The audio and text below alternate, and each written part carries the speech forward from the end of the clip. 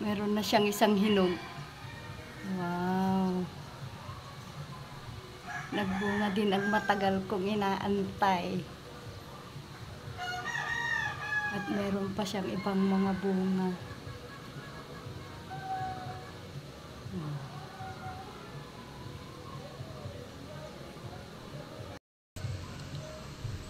Yan, nadatnan ko yung aking dragon plant. May mga bunga na pala.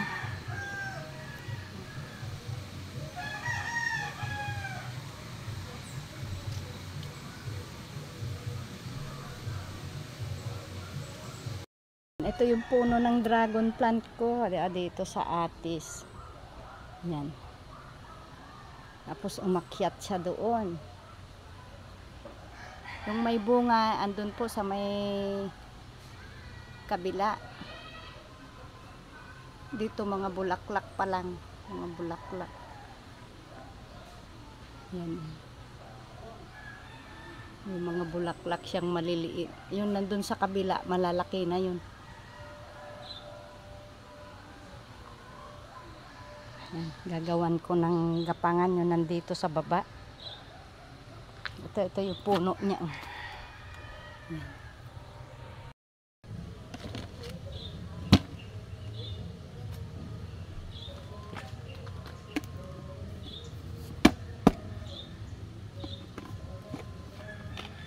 Bota tayo. Lilinisan natin ang ating dragon plant. Namumulaklak na, mamumunga na.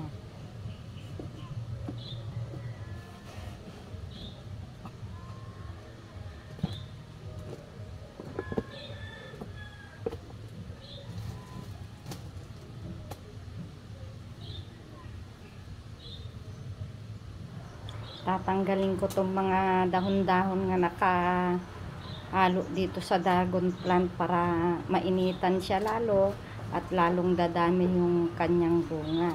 Alay siya, manood po kayo at ako'y magdadamo muna mga kaibigan. Kasi hanggang dito po sa ibaba, pa-slope po tong lupa na to. Kaya maya-maya bababa po ako diyan. Tatanggalin ko lahat ng dahon dyan na nakaharang sa ating tanim na dragon plant para mamunga ng marami.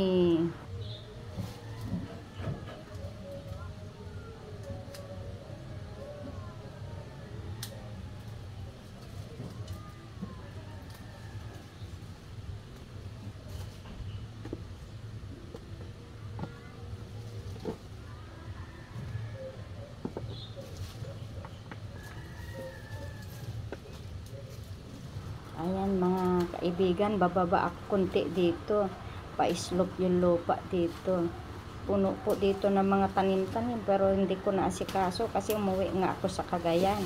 Kaya nga ako nagbuta dyan para in case na may yan na aking matapakan ay hindi po ako makakagat. Kasi ano po yan, lupa po yan, saka mga bato-bato, tsaka yung mga tanim-tanim ko. Ayan o.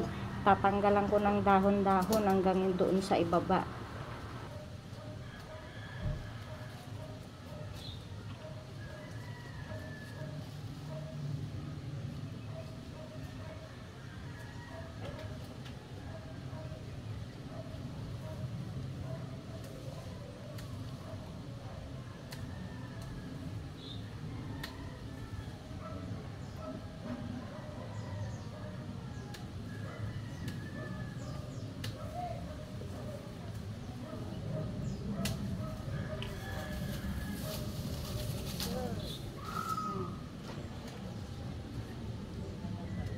Ayan, lumabas po yung aking katabing bahay at binibida nga niya yung mga kanyang tanim din.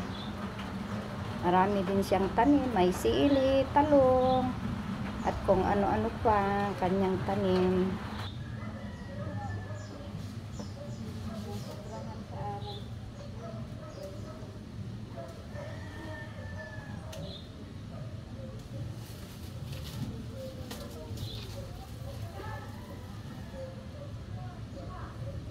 Tuloy lang ako sa pagtitrim ng mga dahon-dahon at maliliit na sanga, mga kaibigan.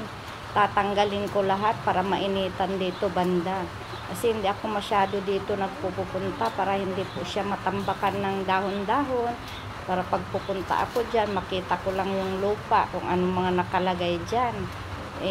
Marami pong ahas na gumagala po dito sa amin.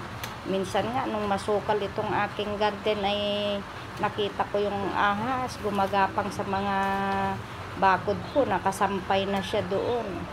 Hindi siya gumagalaw, pero nung nagpausok ako, may gumalaw sa bakod, kaya tinignan ko kung ano yung gumalaw. Ahas nga na kulay yelo. Kaya ngayon pag nagpupunta ako dyan sa garden, tinutok-tok ko muna yung yero na yan para magsilayas sila, magsitago bago ako gumawa. Ayan mga kaibigan, hirap talaga pag nandito ka sa bundok-bundok nakatira. Maraming pag-iingat ang ating gagawin. Ayan mga kaibigan, salamat po sa panonood nyo ng aking video. Sana wag kayong magsasawang manood sa maliit kong content.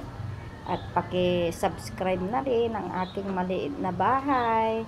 At paki-like and share. At mag-iwan na rin ng komento kung may gusto kayong tatanungin. O siya, hanggang dito na lang. Bye-bye!